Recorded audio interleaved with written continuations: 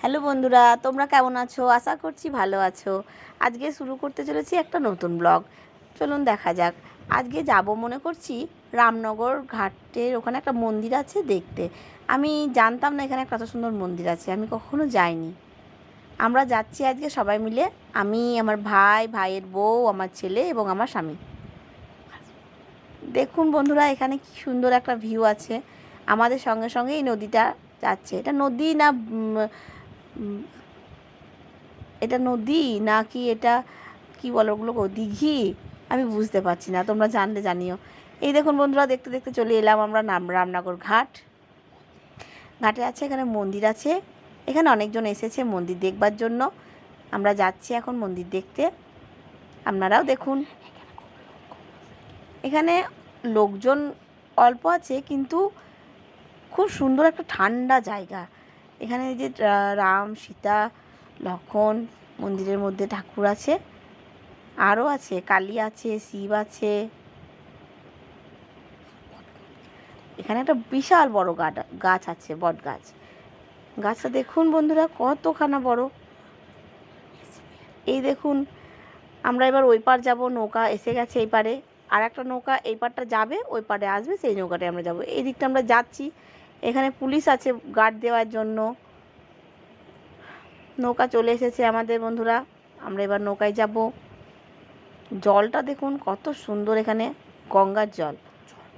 চরও পড়েছে অনেক জায়গায়, কিন্তু গভীর আছে জলটা এখানকার। আমরা নৌকাতে উঠে পড়েছি। নৌকাটা দেখুন খুবই ভালো, ঘেরা, শক্তপোক্ত, ভালো বেশ। কত লোক চেপে গেছে, আমরা সবাই চেপে গেছি। চলুন এবার ওই পার যাওয়া যাক।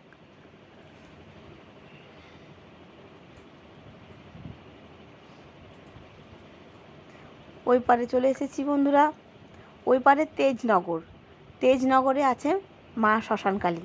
শ্মশানকালীর সঙ্গে আমরা, শ্মশানকালী আছে এবং আমার শিব আছে, আরও অনেক কিছু আছে। আমি এটাও জানতাম না, আমি তো এদিকে কখনো আসিই নি, কী করে জানবো। আপনারা কারা কারা এসেছেন, কারা কারা দেখেছেন জানাবেন। এই দেখুন মা কালী ঠাকুর, শ্মশানকালী। শ্মশানকালীর পরে আছে শিব ঠাকুর আছে, কৃষ্ণ। হ্যাঁ, এখানে কিন্তু একটা ভালো জিনিস আছে। কৃষ্ণ ঠাকুরের ছোট থেকে কিভাবে সব অসুরদেরকে বধ করেছে, দ্রৌপদীর বস্ত্রহরণ, সব ছোট ছোট করে মূর্তি সাজিয়ে করা আছে, খুবই সুন্দর লাগছে ওখানকার। এবং এখানে দেখুন সবুজ আর সবুজ, এদিকে তা যতদূর চোখ যাবে ততদূর শুধু সবুজ আর সবুজ।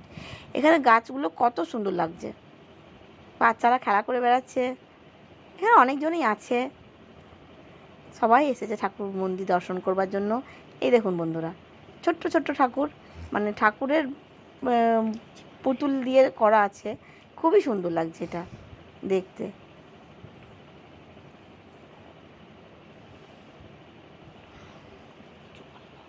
দেখুন কত সুন্দর লাগছে। এখানে অনেক রকম আছে, ঠাকুর গরু চড়াচ্ছে, নাচ করছে, অনেক রূপ আছে, সব রকম। দেখুন আস্তে আস্তে আমিও দেখলাম, আমার খুব ভালো লেগেছে, আমার সত্যিই খুব ভালো লেগেছে। হ্যাঁ, এখানে প্রবেশ মূল্য আছে 5 টাকা করে, কিন্তু 5 টাকার পয়সা উসুল। তারপরে আমরা আবার ফিরে চলে এলাম।